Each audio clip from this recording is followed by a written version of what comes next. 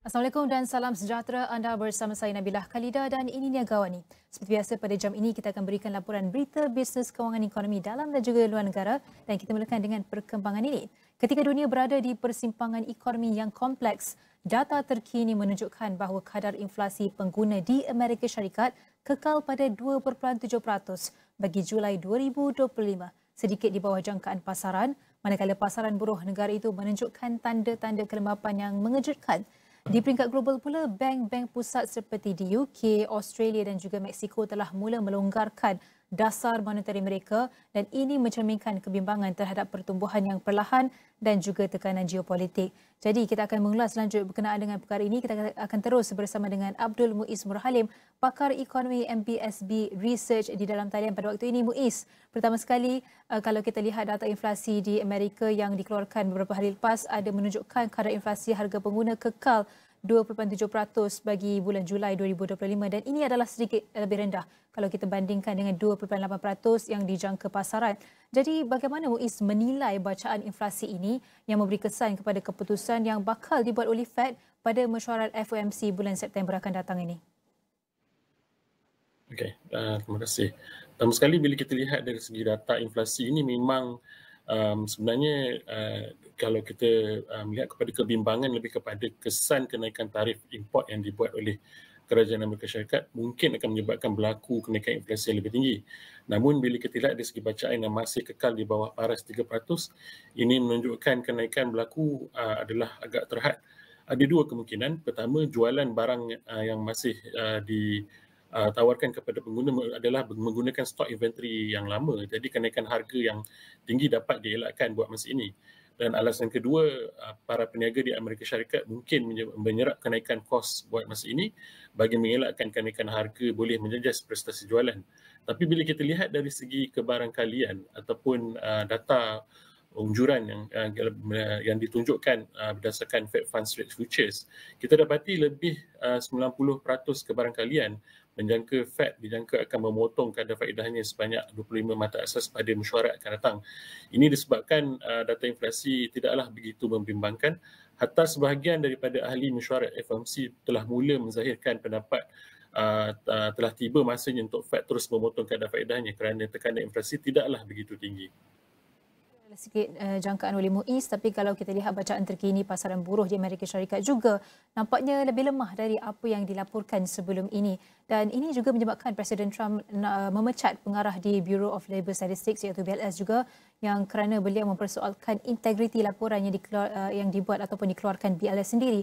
Jadi pada pendapat Muiz, adakah ini akan turut sama menjadi petunjuk jelas untuk Fed yang akan memotong kadar faedahnya pada bulan hadapan? Ya, pertama sekali kita perlu jelas memang terdapat tekanan yang cuba dibuat oleh Presiden Trump supaya Fed terus memotong kadar faedahnya bagi memberi sokongan kepada ekonomi. Namun bagi saya apa yang lebih penting ialah data pasaran buruh yang lebih lembab ini menandakan terdapatnya kesan daripada perubahan taraf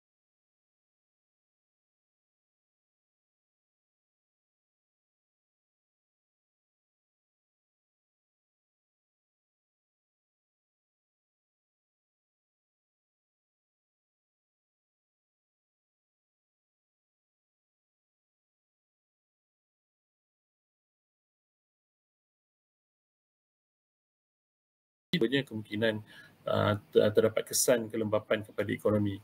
Dan jadi saya setuju melihat kepada kelemahan pasaran buruh ini, Fed perlu mengambil tindakan lebih serius untuk memotong kadar faedahnya. Kerana sebelum ini kita dapati Fed disalahkan kerana lambat mengambil tindakan untuk mengawal inflasi dan untuk masa ini kita mengharapkan Fed tidak akan mengulangi kesilapan yang lama iaitu lambat untuk bertindak walaupun data-data telah menunjukkan keadaan ekonomi dan juga pasaran buruh telah mula lebih perlahan.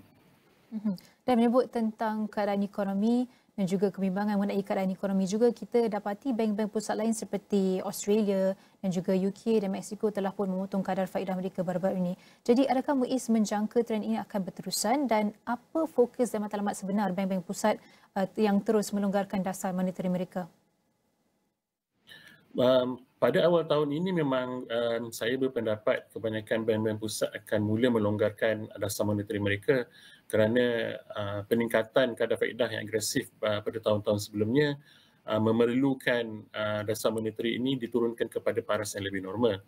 Namun akhir-akhir ini bila kita lihat dari segi tindakan yang dibuat oleh bank pusat untuk menurunkan kadar faedah, ianya banyak tertumpu kepada kebimbangan mengenai kesan ketidaktentuan dalam pergerakan perdagangan dunia dan juga kita dapati juga penurunan harga komoditi memberi ruang kepada bank pusat untuk terus memotong kadar faedah kerana tekanan inflasi juga tidaklah begitu tinggi.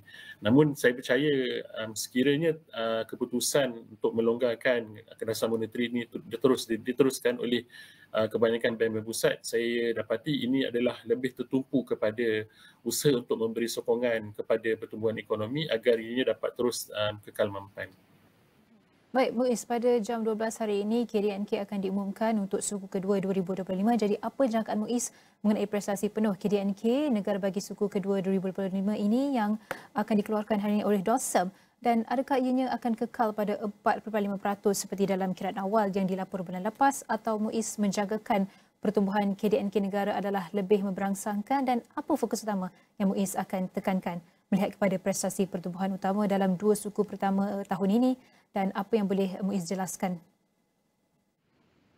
Secara ringkas, saya berpendapat KDNK akan berkembang sedikit lebih perlahan pada kadar 4.3% berbanding kiraan awal 4.5% yang dilaporkan DOSM pada bulan lepas. Bila kita ambil kira data IPI, itu pengeluaran industri yang dilaporkan pada bulan Jun, ini disokong pertumbuhan yang lebih baik kerana khususnya melibatkan peningkatan yang lebih baik dalam sektor perkilangan, dan seingat saya penurunan dalam sektor pelombongan juga tidaklah begitu teruk kerana pengeluaran gas asli yang lebih baik pada bulan Jun. Sebaliknya, kenapa kita menyangka pertumbuhan KDNK ini adalah sedikit lebih perlahan kerana pertumbuhan bagi sektor perkhidmatan yang merangkumi saiz yang lebih besar dalam ekonomi dijangka akan lebih perlahan berbanding 5.2-5.3% yang dalam kiraan awal DOSM. Ini menjadi alasan utama kenapa saya percaya ada kemungkinan pertumbuhan mungkin adalah sedikit sederhana. Tapi bagi saya tumpuan paling penting ialah kepada kekuatan perbelanjaan tempatan dan aktiviti pelaburan dalam negeri.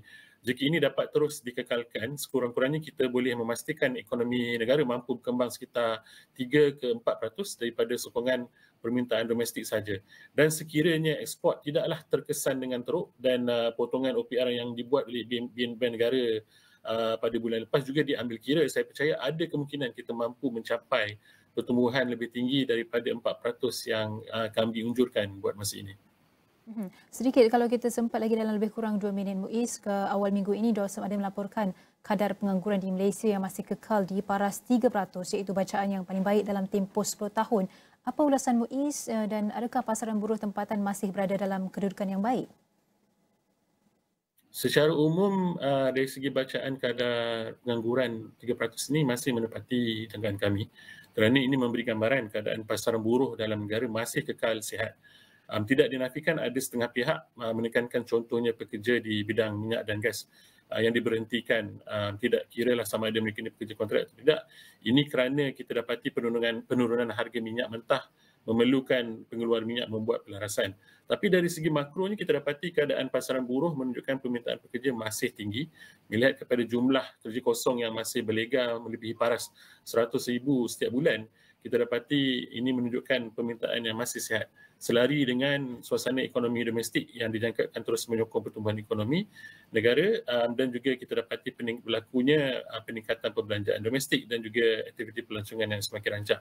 Dan ini menjelaskan kenapa lebih banyak jumlah kekosongan pekerjaan yang dilaporkan khususnya dalam sektor perkhidmatan yang menjadi yang mencakupi lebih daripada 60% jumlah permintaan pekerja dalam satu bulan. Baik, jangkaan ketika ini adalah pertumbuhan yang sedikit lebih perlahan pada KDNK suku 2 2025, tapi kita juga akan dapatkan ulasan pakar ekonomi pada selepas pengumuman KDNK nanti pada jam 12. Jadi terima kasih diucapkan kepada Abdul Muiz Murhalim, pakar ekonomi MBSB Research.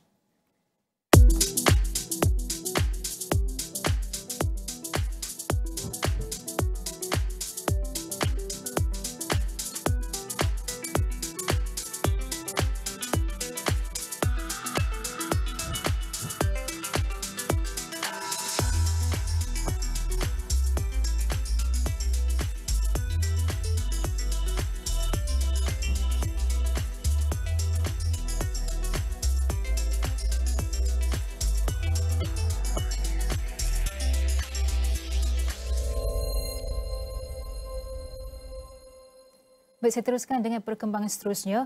Kumpulan Wang Simpanan Pekerja KWSP catat jumlah pendapatan pelaburan RM38.92 bilion bagi tempoh 6 bulan yang berakhir pada 30 Jun 2025. Jumlah itu meningkat 3% berbanding RM37.90 bilion dalam tempoh sama pada tahun lalu. Jumlah pendapatan pelaburan ini termasuk keuntungan mark-to-market security sebanyak RM440 juta yang belum direalisasikan terutama disebabkan turun naik kadar pertukaran asing. Selaras dengan polisi KWSP, keuntungan ini tidak akan diagihkan sebagai dividen. Ketua Pegawai Eksekutif KWSP Ahmad Zulkarnain On berkata, pendekatan pelaburan jangka panjang KWSP yang pelbagai terus menghasilkan prestasi berdaya tahan. Ia susulan peningkatan pendapatan bagi separuh tahun pertama berikutan pemulihan pasaran yang stabil, prestasi domestik kukuh dan kecekapan pengurusan portfolio. Peningkatan dalam caruman dan pendapatan ini menyumbang kepada kenaikan 5% bagi jumlah aset pelaburan. Dalam pada itu, jumlah pendapatan pelaburan KWSP bagi suku kedua 2025 adalah sebanyak RM20.61 bilion, meningkat 22% berbanding RM16.91 bilion pada suku sama tahun lalu. Katanya walaupun prestasi suku kedua menunjukkan peningkatan, KWSP kekal peka terhadap risiko penurunan berikutan perdagangan global perlahan, dasar perdagangan tidak menentu, peningkatan tekanan inflasi dan perubahan geopolitik.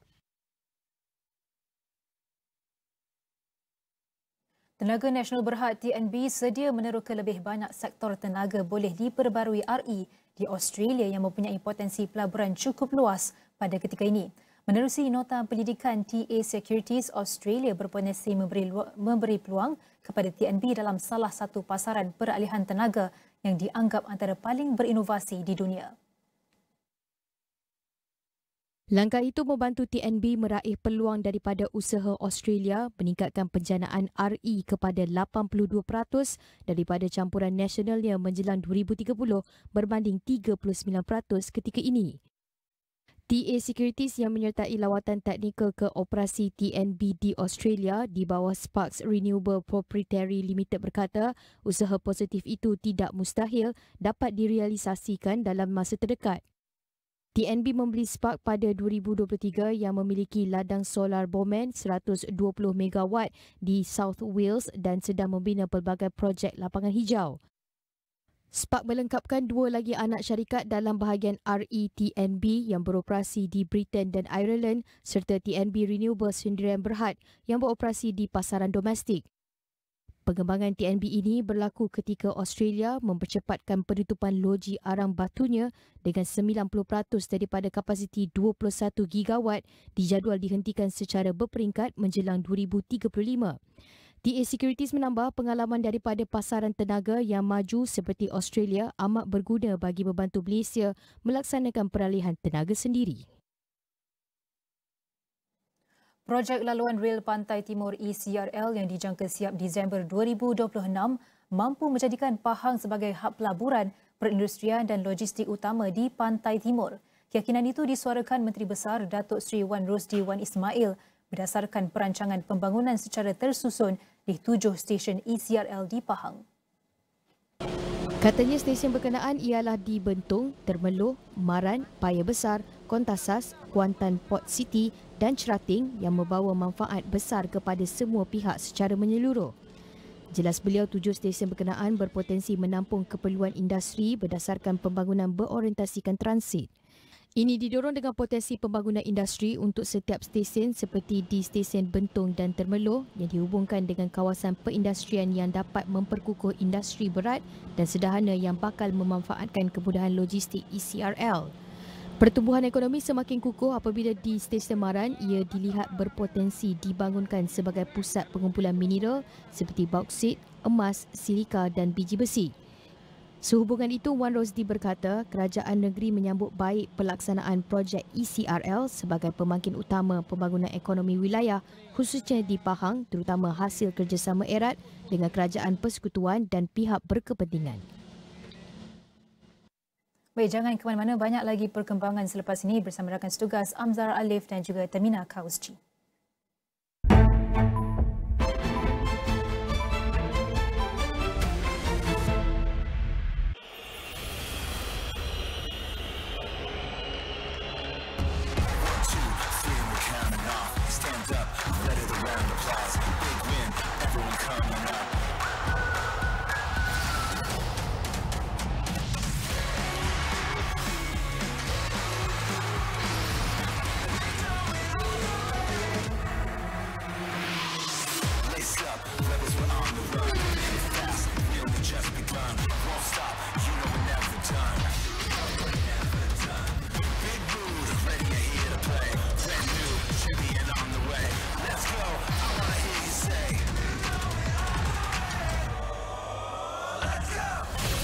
Ready, set, streaming acara sukan secara langsung tanpa henti bersama kami.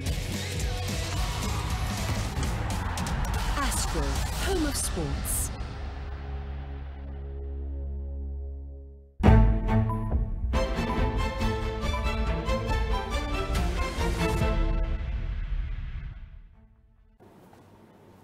Assalamualaikum dan salam sejahtera, bersama saya Amzar Alif dalam Niaga AWANI.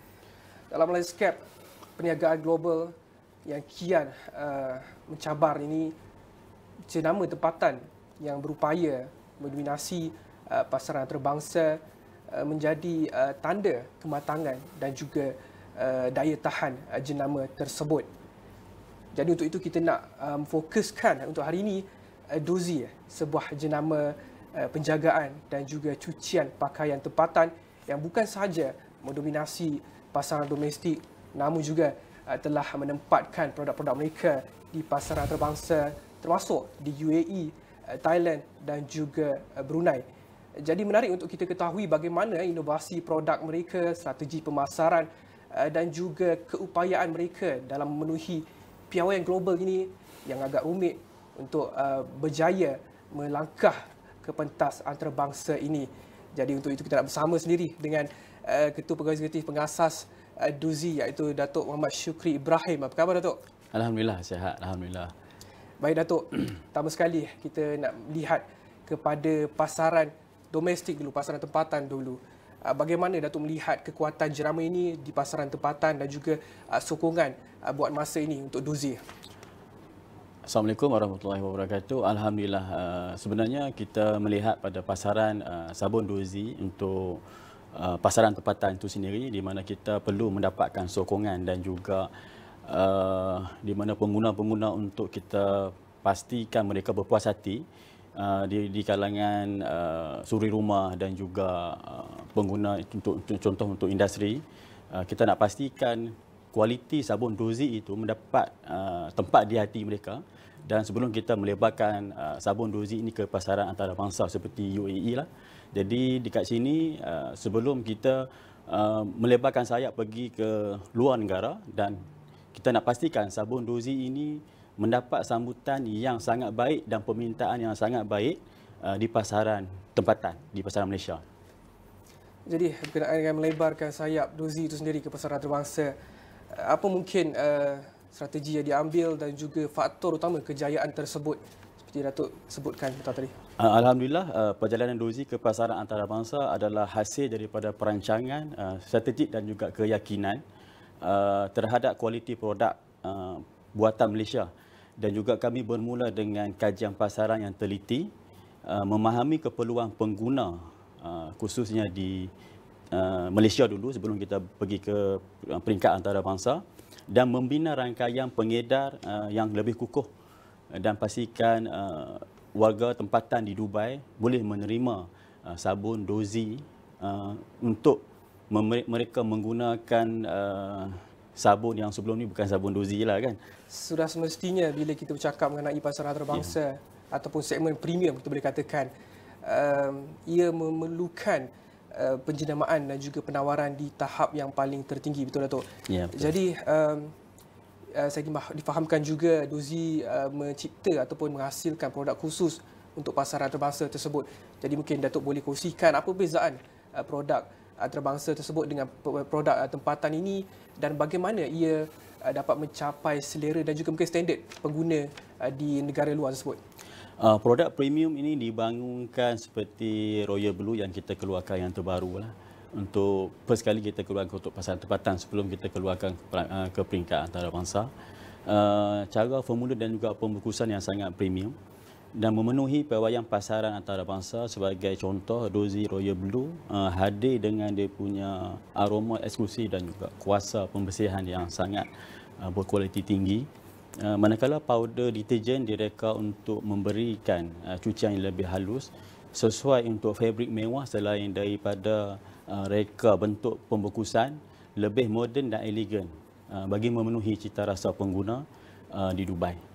Dan juga kita nak pastikan pengguna-pengguna di Dubai boleh memberi mendapat satu sabun yang berkualiti tinggi daripada Malaysia. Baik Datuk, saya juga ingin tahu sebenarnya berkenaan dengan packaging, pembungkusan dan juga selera untuk UAE sendiri.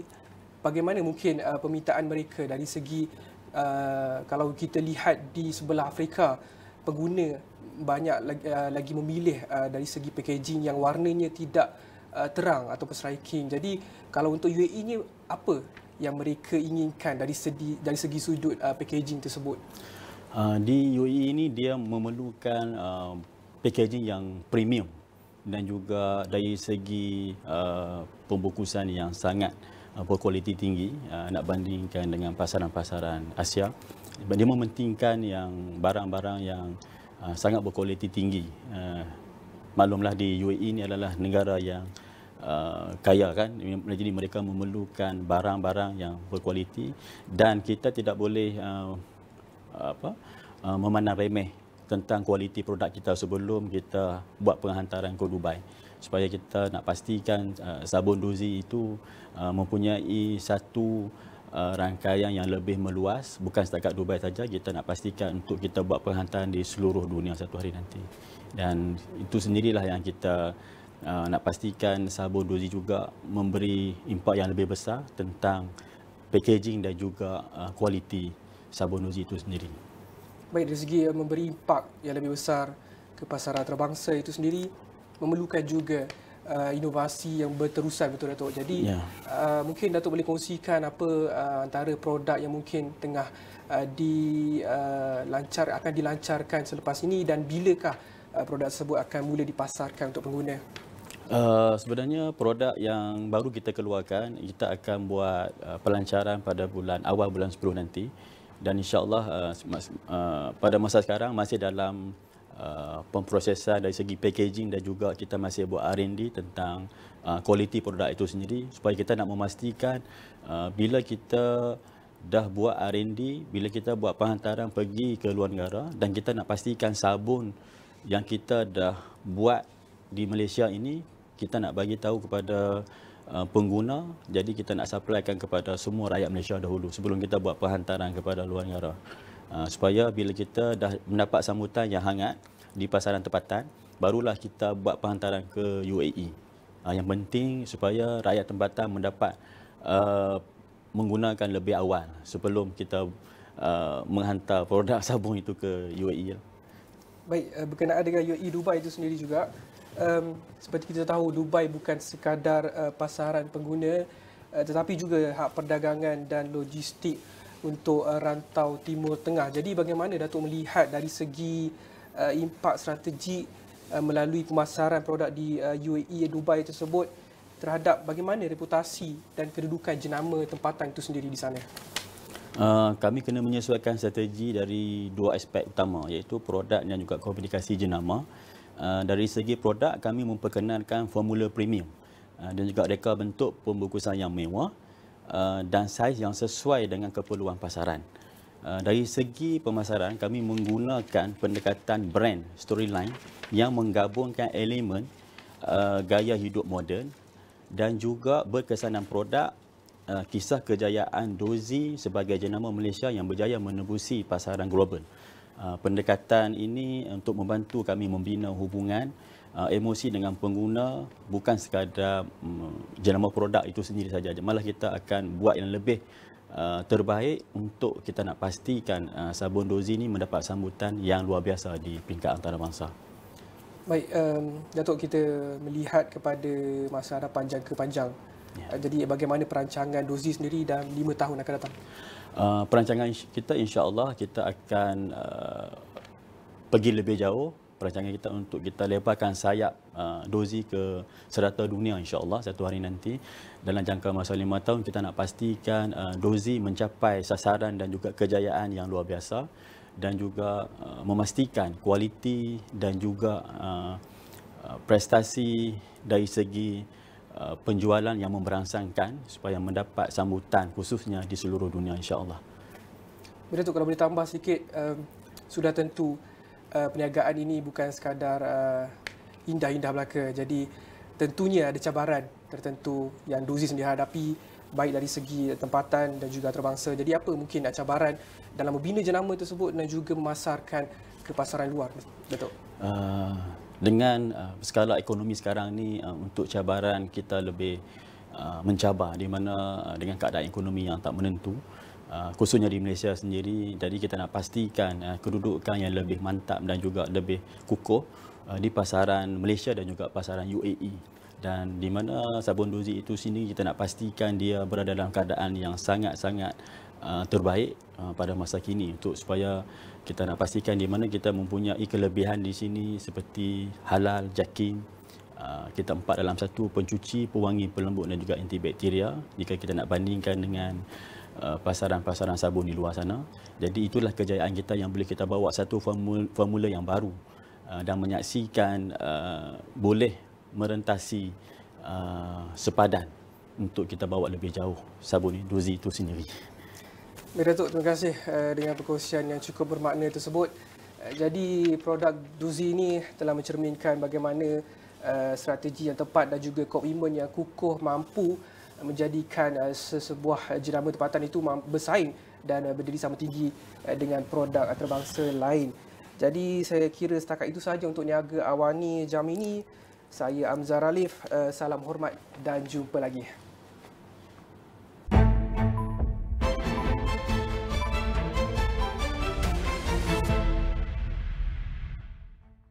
Kerajaan Sabah komited melaksanakan pelbagai inisiatif secara menyeluruh untuk memelihara serta memperkasakan warisan budaya rakyat berbilang kaum di negeri itu. Setakat ini, tahun ini seramai 55,457 penerima di seluruh Sarawak telah menerima bantuan di bawah sistem e-bantuan JKM. MEBS secara rasmi ditubuhkan. MEBS berperanan sebagai platform penyelarasan dan pelaksanaan dasar strategi ekonomi biru Sabah. Saya tak percaya Kak Farah sanggup buat sampai macam tu. Saya dah buka jalan. Apa pandai lawak handle? Apa kau dah buat? Apa kau dah buat pada anak aku? Kau masukkan sel telur Farah kan? Farah ni mangsa. Saya tahu itu bukan anak saya, tapi itu anak awak kan? Cukup, Bila. Saya minta maaf, Uncle. Kak, saya berhenti, Kak. Lepaskan aku lah. Bila. Mandul bukan pilihan. Isnin hingga Khamis, 10 malam di Astro Ria dan Astro Go.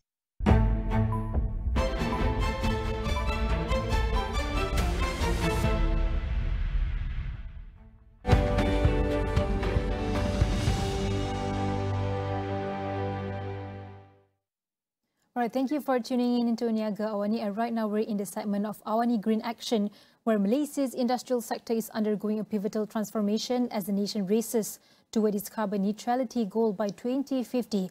And with manufacturing contributing nearly 20% of national greenhouse gas emissions, partnerships like the one between NG Services Malaysia and UAC Berhad are setting new benchmarks for sustainable operations.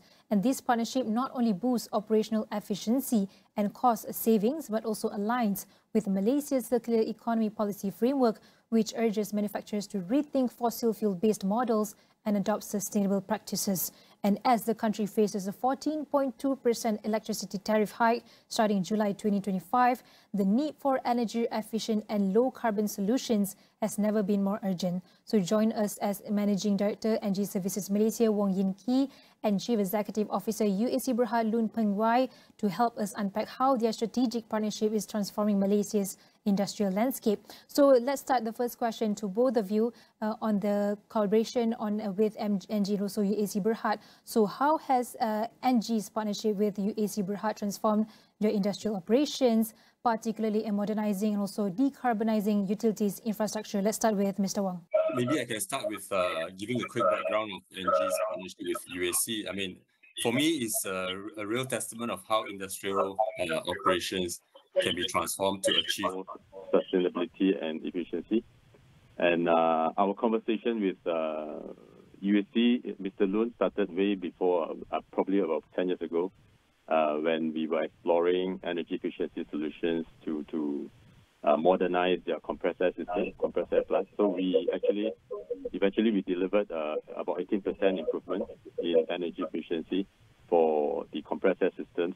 I think that success in the first pilot project, I would call it, really paved the way for us to expand the collaboration even further by deploying more energy efficiency solutions to the other utility systems on site, including the steam boiler system, where we replaced the aging medium fuel oil boilers with cleaner and much more efficient natural gas boilers. We overhauled the entire steam system, including the infrastructure around it. And at the same time, we even expanded further to provide green power or access to much more affordable solar power through rooftop solar solution deployment in the Tasik Industrial Estate facility. Collectively, this initiative enabled UAC to significantly bring down the carbon footprint. I would say it is probably equivalent to the environmental impact of planting more than 200,000 trees a year. This kind of project not only strengthened UAC's image and reputation as an industrial leader in sustainability, but it also offers long-term cost stability against fluctuation energy prices. It's a typical example of how Engie is empowering local industrial leaders to achieve longer-term goals when it comes to balancing profitability, sustainability, and reliability, right? All right, thank you, Wong. What about you, Mr. Loon? What do you think about these partnerships between Engie and also UAC help to transform your whole industrial operations? I think for UAC, I think the main motivation that motivation to embark on a sustainability drive is because at UAC here we strongly believe that sustainability is essential to our mission. So I think with our partnership with Engie, I think it helped to reduce our energy consumption and carbon footprint. And by doing this, it not only contribute to a healthier planet, but also achieve, I think the greatest thing is to achieve greater operational efficiency.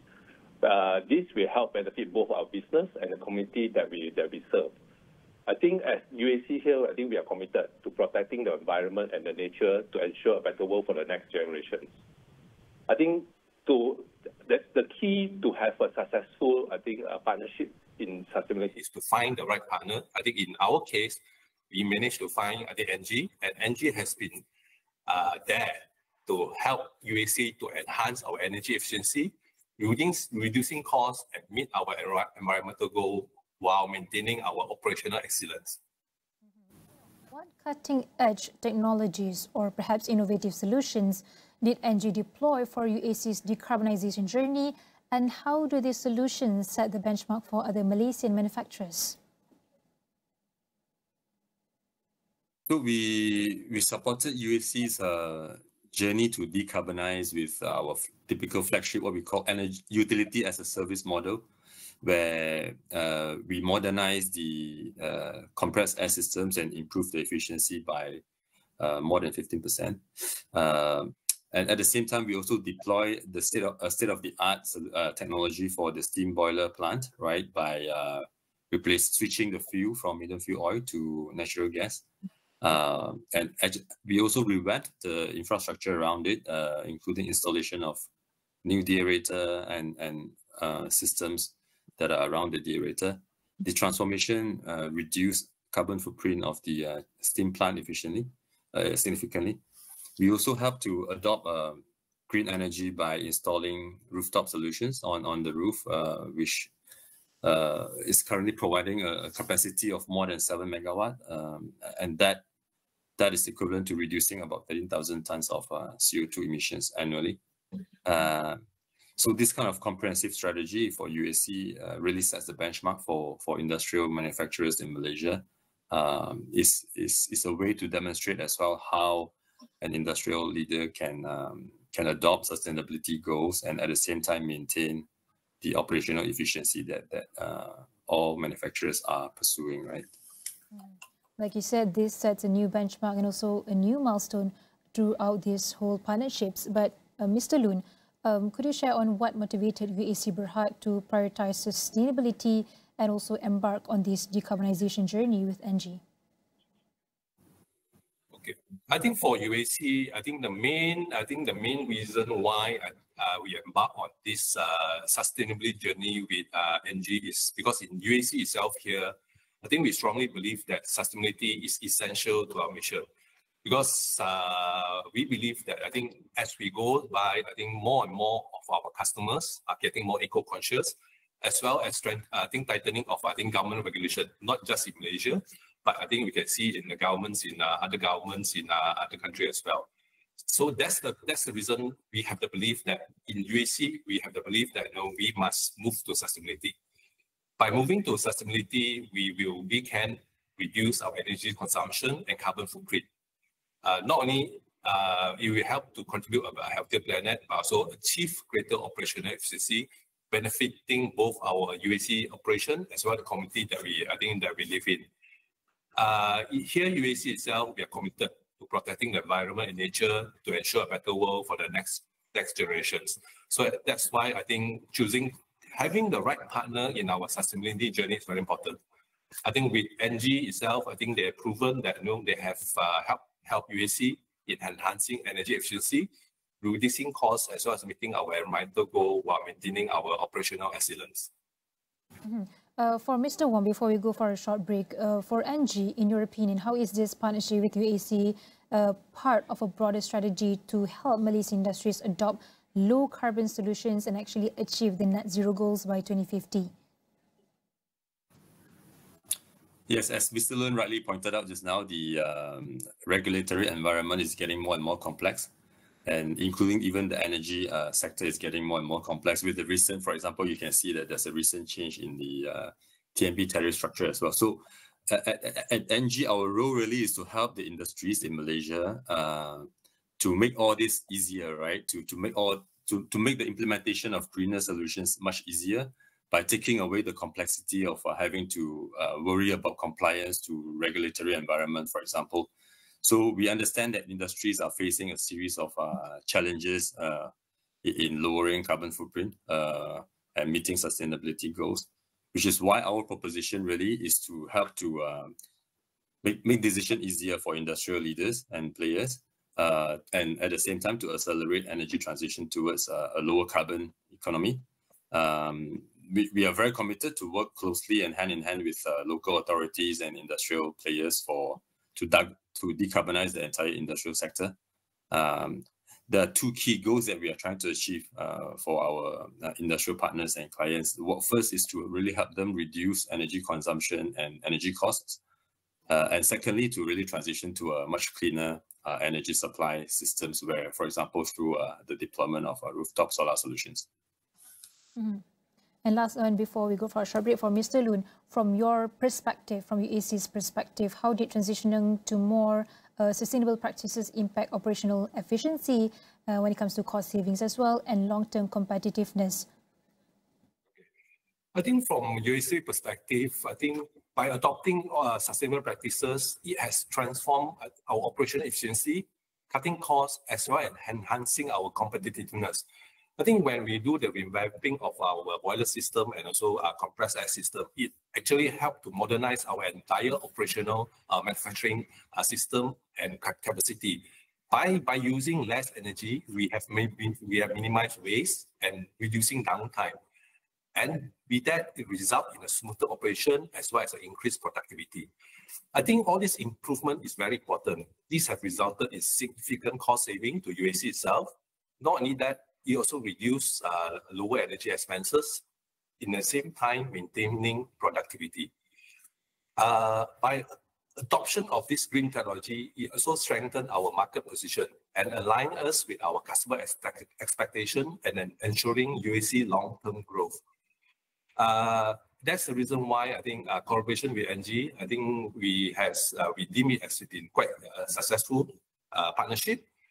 This has helped us to focus on a primary objective, to drive a better and sustainable manufacturing process for both our own operation as well as the environment.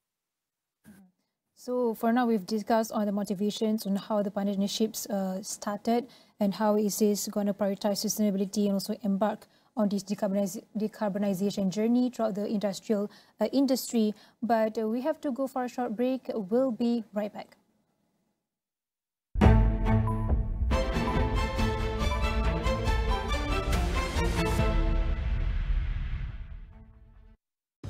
Tariffs on imports of products from China reaching up to 145%.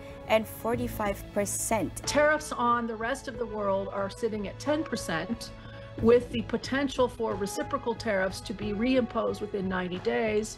Kunjungan rasmi Presiden China ke Malaysia ini menunjukkan komitmen kedua-dua negara untuk meningkatkan hubungan diplomatik ke tahap yang lebih strategik.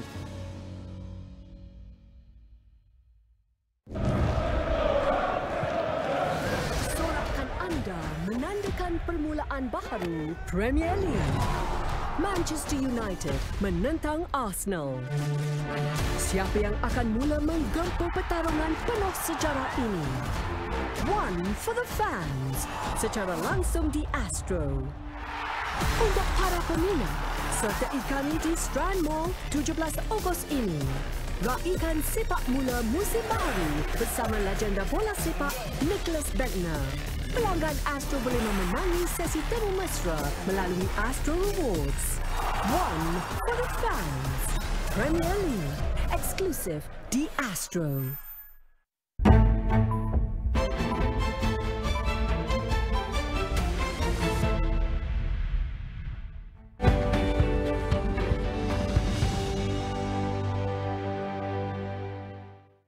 Welcome back to AWANI, and we're still in the discussion on Malaysia's bold leap towards net zero.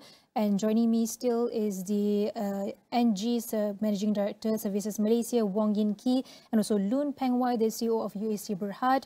And the next question, where we want to talk about the MITI's recent circular economy policy framework, which emphasizes integrating sustainable practices across the manufacturing value chain. So how does this partnership exemplify or align with that policy? Perhaps you could start with Mr. Wong first.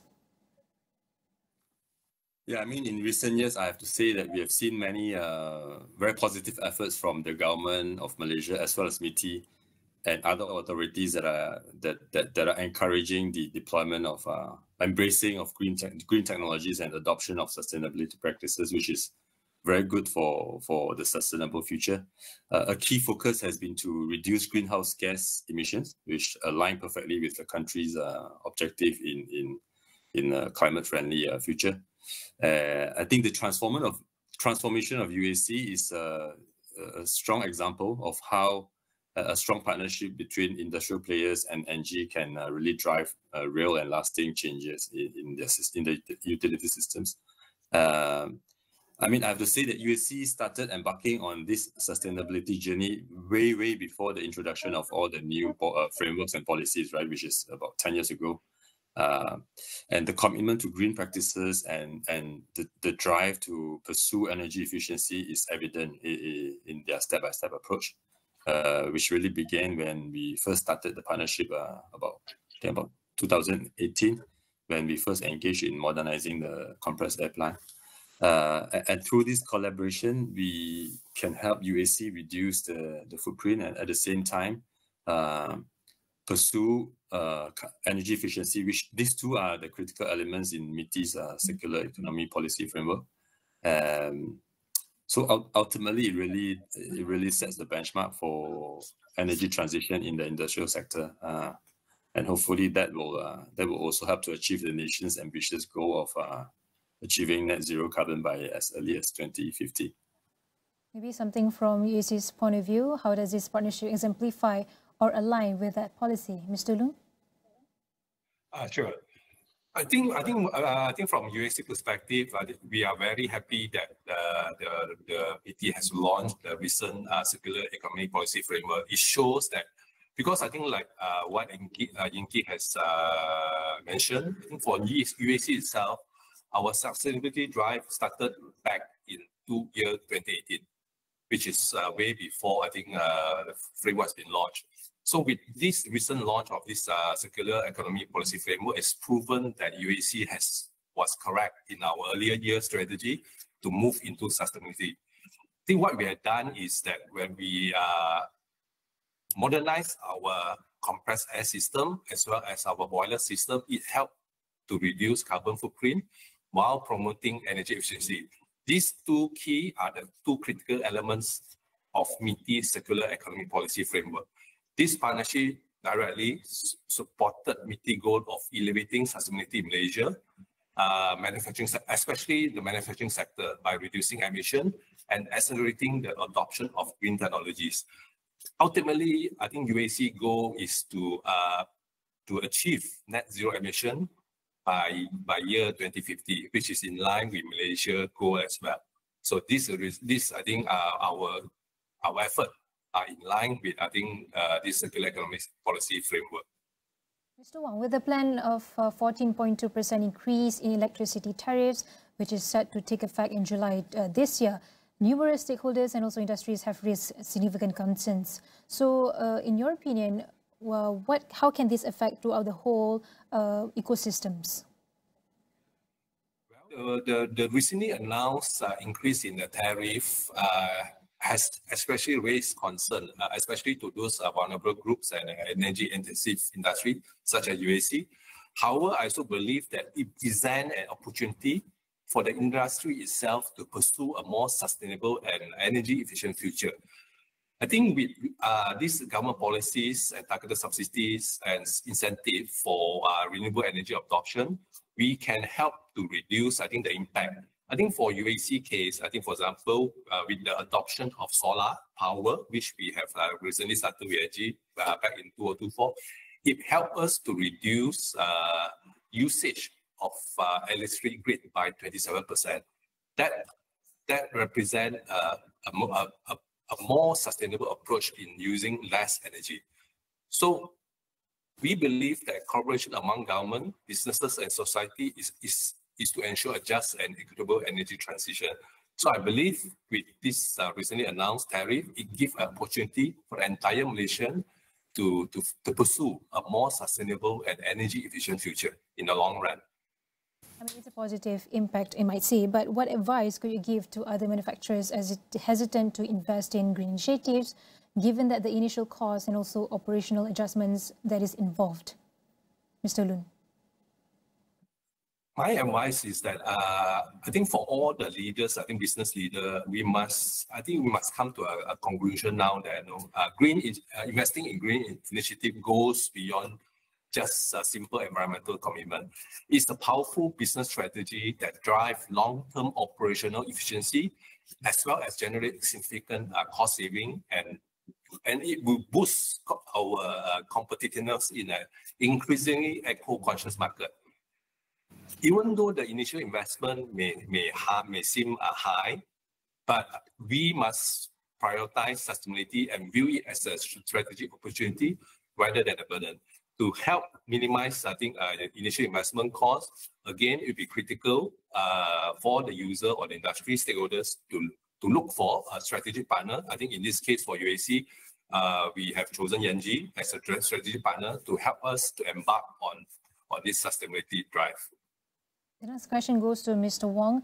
Perhaps you can share on how can actually businesses like UAC and also the partnership with NG as well balance sustainability goals with profitability, especially in this era where ESG compliance is becoming a market differentiator right now.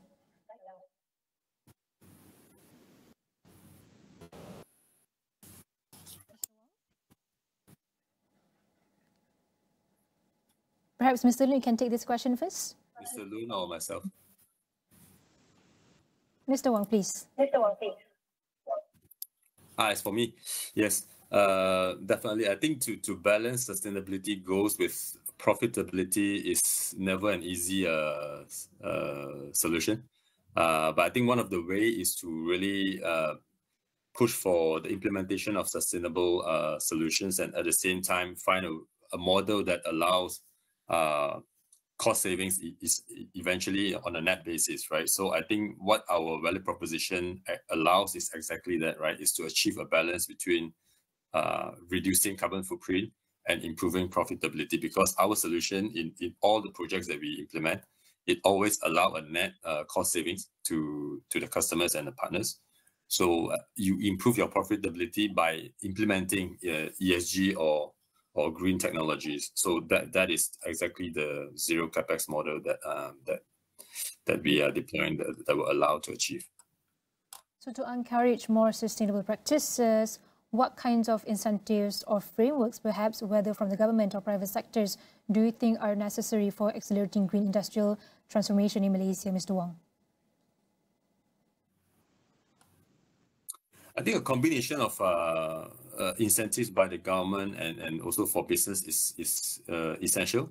For example, the current green technology financing scheme, alongside with incentives such as JITA or JITE, the Green Investment Tax Allowance and Green Investment Tax Exemption, has proven to be very useful. And I think if we can improve even further the efficiency of processing this kind of applications and granting approvals in a much shorter time frame, that will allow us to accelerate even further the investment decisions by stakeholders from the entire ecosystem. The recent Energy Efficiency Conservation Act has been extremely helpful as well. It starts to take effect in January 2025 this year.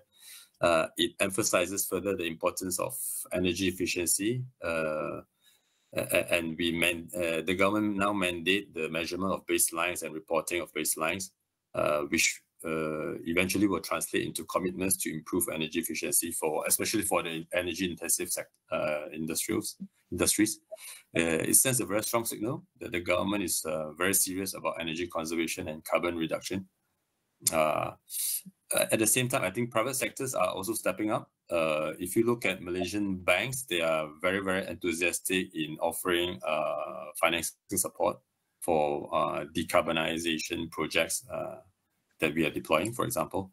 I think so with collective efforts from all different stakeholders in Malaysia and in the sector, I'm quite confident that the momentum will continue to pick up when it comes to accelerating the energy transition.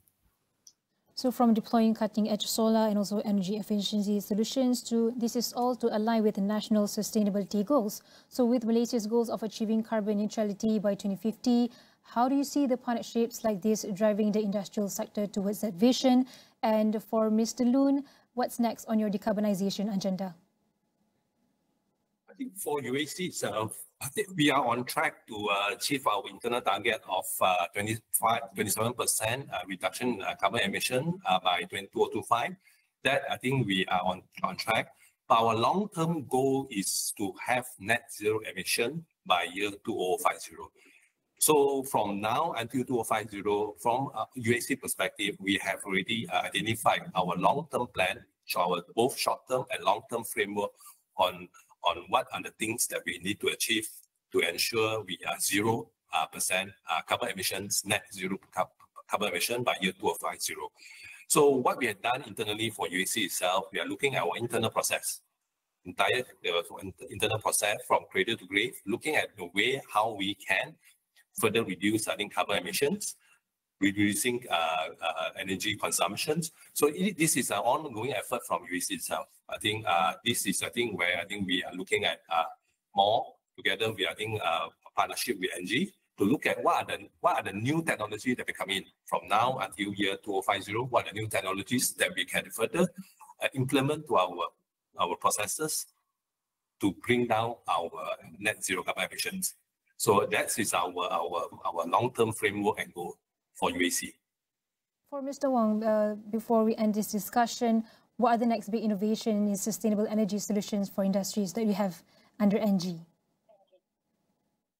Yeah, I think the pathway to carbon neutrality by 2050 is definitely not easy. It requires a very, very proactive commitment and efforts and partnerships from all stakeholders in the ecosystem.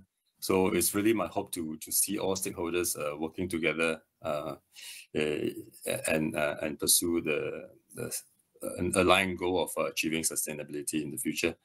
For us, we will continue to push for energy efficiency solution to be deployed. At NG, as a global player in low carbon energy and services, we are very committed to accelerating this transition. We wanted to work hand in hand with industrial players to achieve sustainability goals.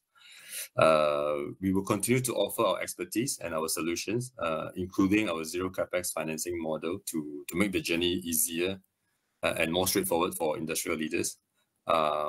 We see this as a long-term partnership. It's not a one-off retrofit exercise by a contractor, for example. We see this as a long-term decarbonization journey together with our industrial partners.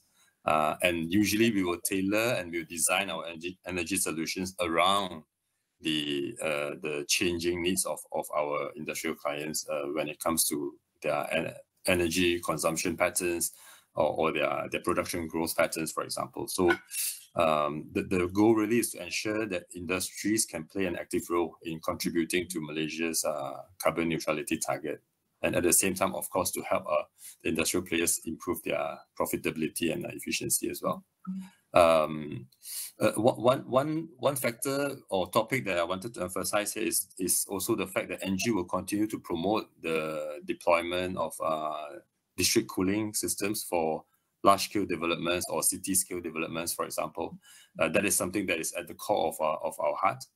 We believe strongly in sustainable cooling, and we also believe in the deployment of large-scale renewable energy projects, such as solar farms, as well as solar rooftops in parallel. Mm-hmm. So throughout this whole 30 minutes conversation, we have deep dive into technologies, motivations, and also policy frameworks driving Malaysia's green industrial revolution. So I'd like to say thank you and also congratulations and all the best to both Wong Yin Ki, the Managing Director, NG Services Malaysia, and also Loon Peng Wai, the Chief Executive Officer, UAC Berhad, for your time and insights. And I wish you all the best again. And you can find this whole discussion on all of our social media platforms, and that includes astroawani.com. Thank you for watching.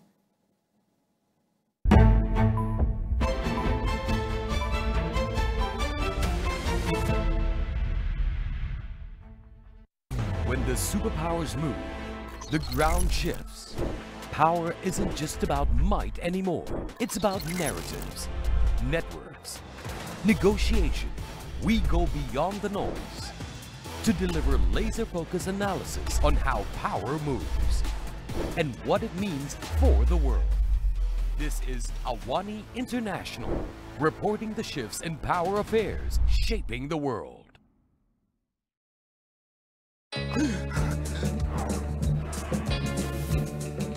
Suami Puan dia terkena serangan jantung. Anak akan bantu hantar-hantar semua. Kenapa pakai macam ni? OMG. Bila Daddy dah tukar outfit, semua kena follow. Hey, what's up with the outfit? Baju tak nak kubur dia ini suka. Jangan lagi panggil Daddy, panggil Wife. Daddy naik shade 15 Ogos 10.30 malam di Astro dan kita.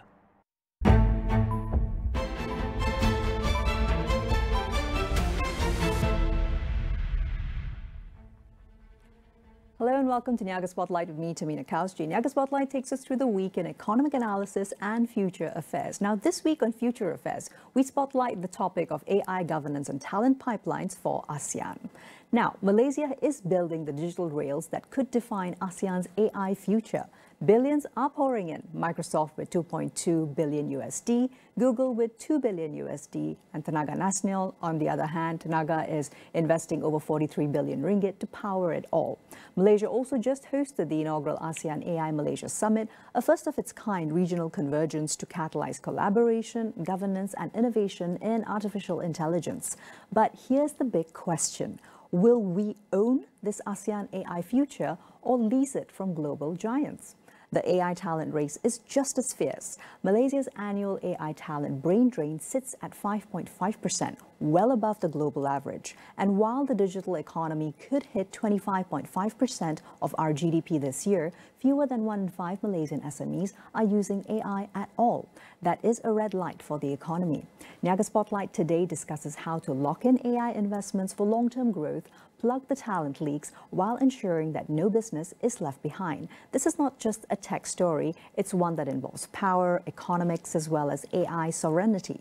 So joining me online now for this very timely discussion are Charla Axred, founder and CEO with the Centre of Applied Data Science, CADS, together with Dr. Chris Daniel Wong, Emeritus Chair with the Malaysia Digital Chamber of Commerce, the MDCC. Very good morning to the both of you. Thank you so much for making time. How are you both doing? Good morning. Good, Dr. Chris. Wonderful.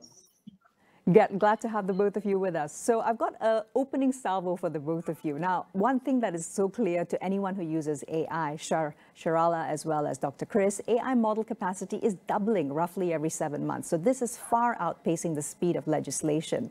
That's how we're getting these regular ChatGPT and etc. updated versions, right?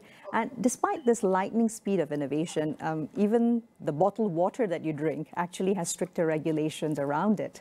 So the question remains that when we are looking at the fact that nobody is pausing on AI development, in ASEAN's context, how do we then create a governance and talent blueprints that keep up with the pace of this velocity? Perhaps I could ask maybe Dr. Chris first, ensuring that Malaysian platforms can compete globally while meeting both these local and international standards. A few opening thoughts. Well, I think first and foremost, we need to look at the legislation that govern the usage of AI. Back in the European Union, I believe that they have passed on an AI regulation, if I'm not mistaken, around August 2024. And Malaysia echoed the same thing, where at the end of 2024, we actually set up a national AI office to look into the legislation of the usage of AI and the governance of AI. But this needs to be accelerated. The main reason why I say that this needs to be accelerated, many scientists were very surprised to see that the language model learning capacity of AI is actually way ahead of what they had in mind. For example, the model language capacity of AI is actually several months ahead than what it's supposed to be. So this actually posed a real-time challenge in terms of governance. We thought that the AI will actually learn something new by end of the year, just given the context. But what they should learn end of the year, they are learning now actually. And therefore, we see that there's a gap between the industry usage versus the governance or the law that's supposed to be releasing it. And that is why many fraud or besides fraud, many, what we call that, inability to manage such rapid growth of AI. Thank you for that, Dr. Chris. Sharala, on your side, would you tell us a little bit more about, as an opening salvo perhaps, looking at the AI and data talent pipeline? That is, of course, a crucial issue, particularly for us here in Malaysia. Oh, yes. Like you just talked about, whether we can keep up, do we need to have governance? And Dr. Chris rightfully talked about, Europe having, the AI policy in place. But for me, it's really clear you can't get it perfect. And having rules and policies around it, we have to be careful about not curbing innovation, which I think you'll be talking about it a bit more. And without the right talent to build policy, you also need the right skills to execute these policies, right? And the policies cannot be static. And NIO office, like what Dr. Chris said, it's amazing, but it cannot be static. It should be ongoing, and it should also not be curbing. So in all these, STEM, you're right that talent and skills become so crucial, from creating a policy to executing the policy, and also getting the right talents and keeping the right talents in the country. Exactly, getting the right talents and also keeping them. We'll dig a little bit deeper into that in just a few more minutes. Thank you for that, Shah. Dr. Chris, so let's look at a reality check first. Now, Malaysia, of course, we're chairing ASEAN this year. And if the ASEAN Digital Economy Framework Agreement, the DEFA, what they're targeting is 1 trillion USD in added GDP by 2030. So what would you say is a sort of a minimum viable compliance stack that MDCC is hoping that every Malaysian SME is able to meet, maybe even by next year, so we are able to sell across ASEAN without any kind of legal backlash? Well, if you look at the minimum viable compliance stack, I would look at 12 things. 12 things in very particular. I think first we talk about governance. Second, we need to talk about look at data mapping. Third is privacy and consent. And then cross-border transfers, vendor management, security baselines, breach readiness, data retention, marketing and cookies. Cookies that's left over inside Internet Explorer, any browser, rights handling, training, and evidence pack. I think these are the things these 12 things are the things that's very crucial in keeping the minimum viable stack. In terms of governance, in terms of policing, these are the, as I say, these are the framework that needs to be in DEFA, the digital economy framework.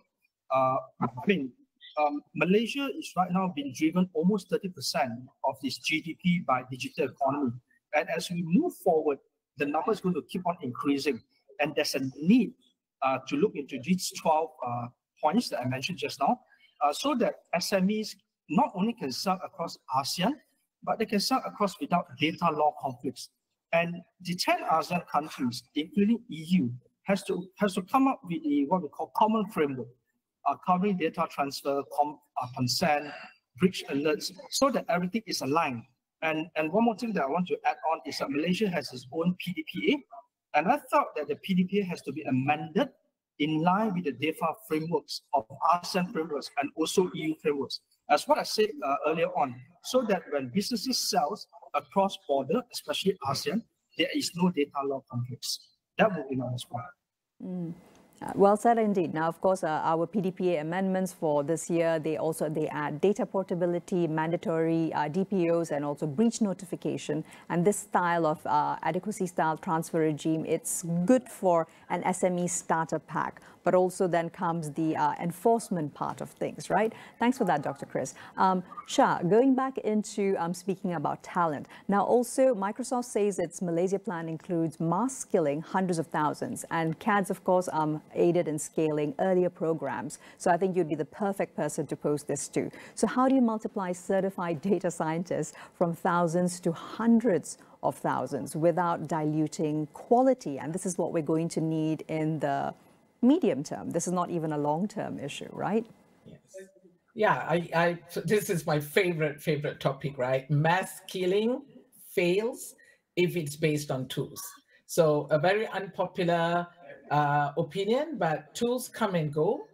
It's very, very important we enable skills in every level the country has, from schools, from universities. So we make sure that skills like, knowing where your data is, how you collect them, how you use them to solve problems, even data storytelling becomes so important for every level at work, graduates that come out. Responsible AI, ethical AI, how you use the data, whether it's correct to use the data becomes really important. So if you look at how the world has moved now, from data scientists centralized in a company, they have democratized skills to every role. So that's the only way we're going to guarantee quality versus volume. And we look at skills, we train thinkers, not button pushers. So I think it's very important that companies and universities realize that, just getting AWS, Microsoft is important as a tool to learn, but that's not going to guarantee what the future is going to be, because tools come and go and they expire. Yeah. Well, highly agree with that. And at the same time, we're also seeing, on the other hand, globally speaking, Facebook's Meta's Mark Zuckerberg, Sam Altman of OpenAI, they are bidding in the hundreds of millions to get the right technical AI knowledge skill workers at the moment. So that also, I think, speaks to wider trends, perhaps even in the region, if not Malaysia, that salaries are going to have to be commensurate enough to ensure that trained professionals also want to stay in ASEAN and Malaysia. Thanks for that, Shah. Dr. Chris. But Tam, I need to kind of, I'm sorry, I need to add that, right? You're perfect in saying that, you know, the young talent globally, right? We have China, we have India. ASEAN is so perfectly positioned to be the third largest young population, which we are right there in the sweet spot to get great data and AI talent to be skilled and to be used and exported for the same reason all these companies are bidding for. Absolutely. I mean, that youth pool is unparalleled, particularly given the levels of education that are quite regularized and uniform across ASEAN as well. Dr. Chris, moving along from there. Now, let's look at powering AI without brownouts, those temporary reductions in power services. Now, data center build out around Malaysia is absolutely surging. As mentioned, Google $2 billion invested, Microsoft $2.2 billion, ByteDance are close to in the range of 10 billion ringgit, while TNB is also planning a 43 billion ringgit grid update, and this will be by 2029 and in Malaysia. So now this will also let operators buy clean power directly. In your opinion, and from MDCC's side, what guardrails should tie incentives to energy discipline? Because this is going to be an increasing cause of concern as the year goes on. I think this is one of my favorite topics that I would like to touch on. I think that yesteryears, there was so much buzz around when data center was set up in Malaysia. But we feel, both the private sectors and public sectors feel need. And that is why there was such a big hoo-ha at the beginning of the year when TNB starts to implement new electricity tariff. And of course, we see some reductions among the household, but generally we see more upwards of electricity bills for the businesses because of the finances that needed to improve on the grid. So looking at it, I would mention 6 things. I think first and foremost, before any new data centers being set up, there must be an energy efficiency, what we call studies, right? How much power usage that these businesses, the data center, would need to require to use when they set up the businesses or the data center. So this is about power usage effectiveness. So we need to cap that actually, because if you don't cap that and then this data center keep on pulling electricity and use it in a big way, it will affect household and it will affect businesses because the load is getting heavier. And when you mention about clean power sourcing, right? This is the second point. Now, we will recommend to the policymakers that about 80 to 100% of the power to be backed via renewable energy. So 80 to 100% is actually a very tall order, but we need to set the right framework, the right policy, so that we just don't rely on coal energy, but instead of, clean new energy, which is actually renewable energy, and that must be measured. And that we also look at water use.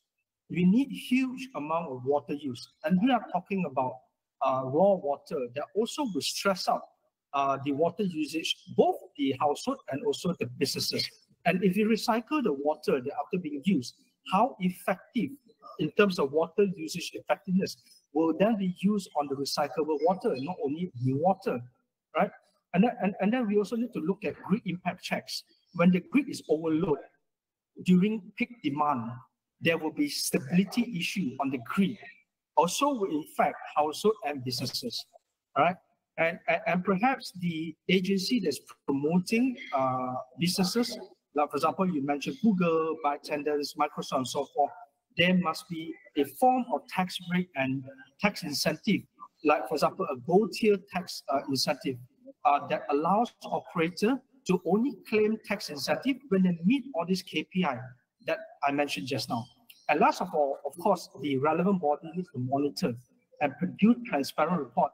And I do believe the Parliament Accountability Committee, the PAC, needs to publish this data periodically and transparently so that the lawmaker and also the people that work the lawmaker will be able to know what is happening in the industries so that they also have a voice to input into future policies. And that will be my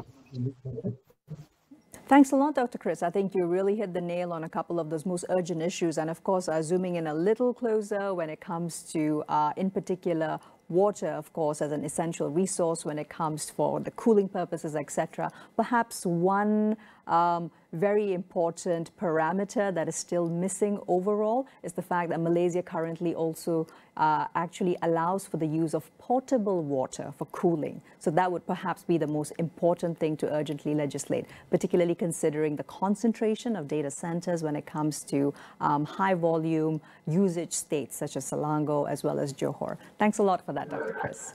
So Shah, now digging deeper into looking at the talent pool itself. Now, of course, Malaysia's diaspora was cited at roughly around 1.86 million people. That is 5.5% of the population. Looking specifically at AI and the talent workforce, what retention levers in your experience or in your perspective would work in practice for mid-career AI talent?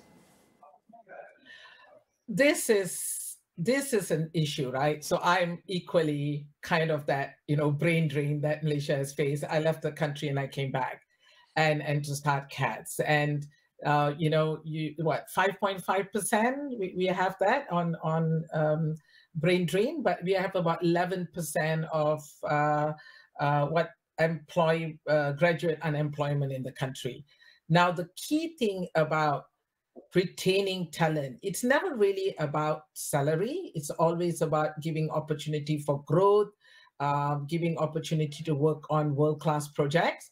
But having said that, it's also mindset of managers accepting the fact that expert skills could, possibly earn more than what they are earning. Like even in my company, special skills, data skills, AI skills, they earn more than even what I draw as a salary, right? So retention comes in many ways, but I think it's important to recognize paying market roles for skills. We are willing to hire foreigners and pay more than recognizing local talents, maybe not having all the skills that's required, but work on them and paying for the upskilling and giving them opportunity to grow.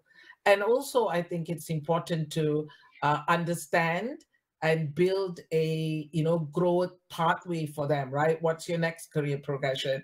Where would you be? What are the projects you got to have? And more companies are involving in great technologies and projects. And I think that will be key to retain talent, right? Recognizing them, giving them opportunity to grow, but also paying what is the market rate for these skills. It's still cheaper to have a local to hire than getting a foreigner, unless that talent, that particular skill is not available, but tying it in making sure that they are mentored to grow into that role. Absolutely. Now, also, you've, I think, shared some of these three top retention levers that may actually change decisions when it comes to the people themselves. Now, companies also, Shah, they promise jobs, but R&D budgets and clear career tracks obviously matter more. Is there the possibility of more certification of domestic placements by players such as CADS, of course, so employers can then credibly promise higher value roles to the existing talent in Malaysia that also does need some upskilling in every quarter of the year, literally, looking at the timeline of how quick innovations are happening?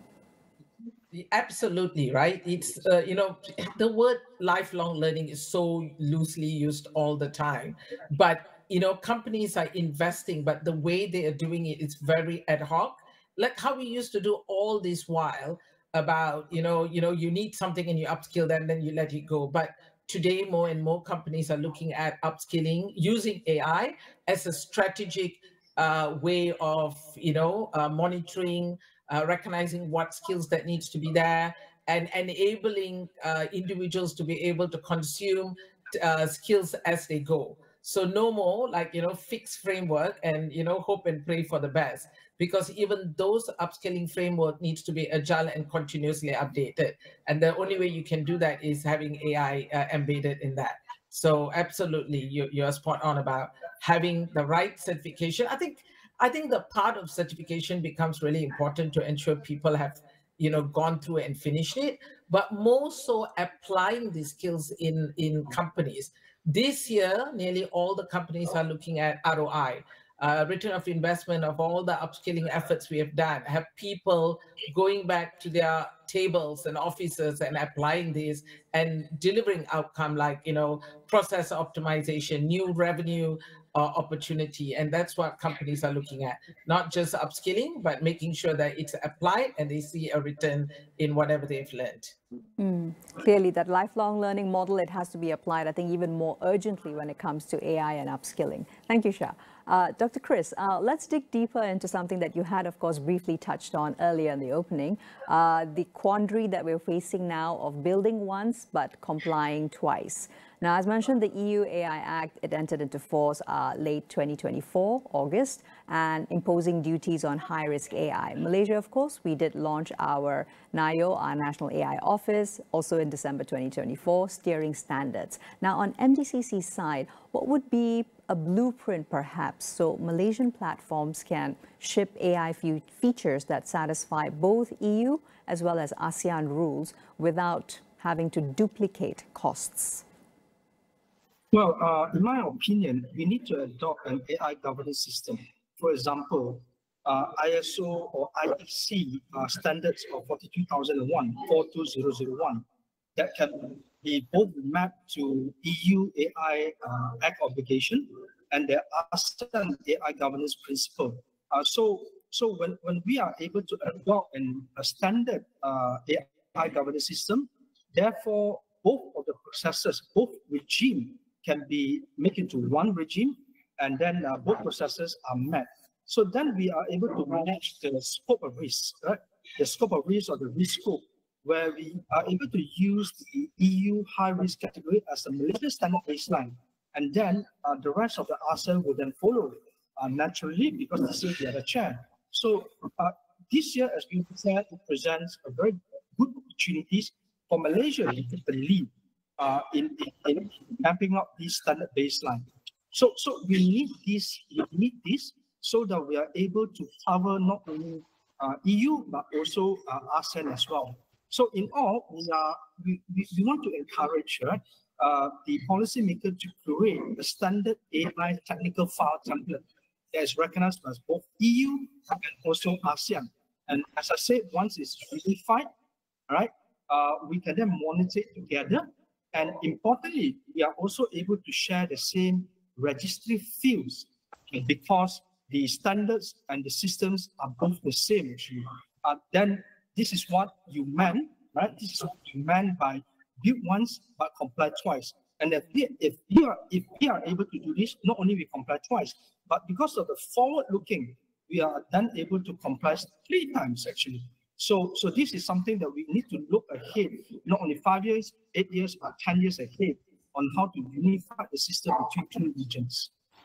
Absolutely. Now, comprehensive AI regime with risk-tired obligations, that really is the way to go, and time is really not on anyone's side. Thank you for that.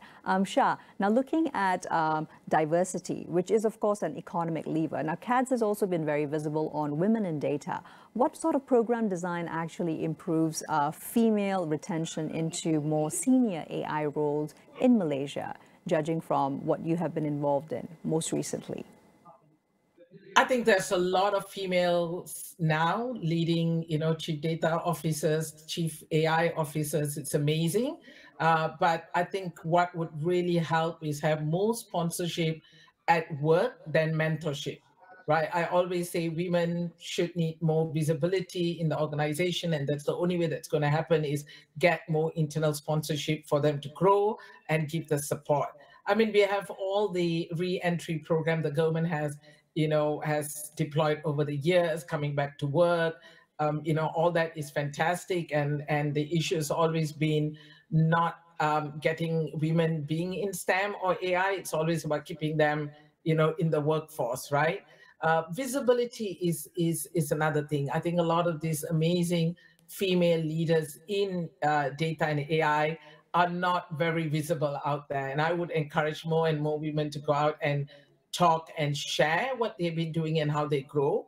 And, women need more role models, and that's really important to go out there, as uncomfortable as it might be, because lack of a better word, right? Monkey see, monkey do. Not that we're saying we're monkeys, but having seeing more of us out there, having families, having career, and having difficulties to, being the super woman that we are always expected to be. It's not as rosy as a lot of people think, and sharing it becomes really crucial. So women would stay in AI when they get to see the path and they get the support, they get the sponsorship to do that, not just, coddling them and giving them, maternity leave and support for children. I think it's more women need to go out and be visible about the career and the job they're doing. Clearly so, and absolutely always thank you for doing more than your part, if I may say, because when it comes to the global talent data pool, women still fall behind at anywhere between as low as 22% to 30%, depending on the market. And CADS has also been running targeted fellowship as well as certification programs, right? So a lot more to be done, but it does look like this is a time to make that key difference in gender representation too. Thank you, Shah. Dr. Chris, moving along from there into looking at a little deeper at AI fraud before we close. And AI-powered scams, of course, are really hammering consumers. 2024-wise, Malaysia logged close to 2 billion ringgit in online fraud losses. Police probed roughly around 500 or so deepfake cases with commensurate losses of close to 3 million ringgit. So what kind of concrete asks does MDCC have for 2025 to make sure that this is not something which continues on an uptick, but it can be managed? Well, our recommendation is to close the fraud loop, right? So when we close the fraud loop, we need to look at verified merchants, detect and remove the scam as fast as possible, and trace the AI content and then ban it. And then we need to protect compliant platforms and, of course, educating the policy, educating the public. I will look at three things very importantly. I think number one, we need to look at 24 hours takedown. Platform must remove reported AI scams or deepfake within 24 to 12 hours once there's a complaint in lodge. I know industry has been screaming because once we do it, the cost of compliance will be very high, but there's no choice, right? There's no choice. We have to do it because there's so much scam in the market right now, right? So 12 to 24 hours response time. And second, all right, we need to provide safe harbor and rapid response. There must be legal protection for the platform and also legal protection for the consumer as well. We have heard of depositors lost their money in the bank and the bank refused to pay and then went to court and so forth. So there must be rapid response, safe harbor policy, all right? And the third thing is AI content labeling. Anything that people use which is not originally recorded with human, but is what we call but is generated by AI, a computer, there must be a watermarking. Just for example, you buy a bottle of wine, right, or a bottle of alcohol, and there is a particular custom, what we call a sticker or stamp that's being stick on the bottle to show that it's genuine. So likewise, for AI content, there must be a labeling that this is actually genuine. But of course, somebody has to pay for it, but there's no choice.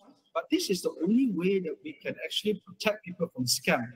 And I want to draw to a very recent, Dr. Chris, thanks very much for the insights so far. And I think it's clearly pointing to the fact that AI will be defining ASEAN's competitiveness, but only if we own the infrastructure, keep our talent, and also ensure that businesses are not left behind. Thank you so much for the conversation today, Sharala as well as Dr. Chris. Well, that's all we have time for today on Niaga Spotlight. And with me, Tehmina, Kaoosji, we'll see you next week with more economic analysis and insights. Here's to a productive week ahead.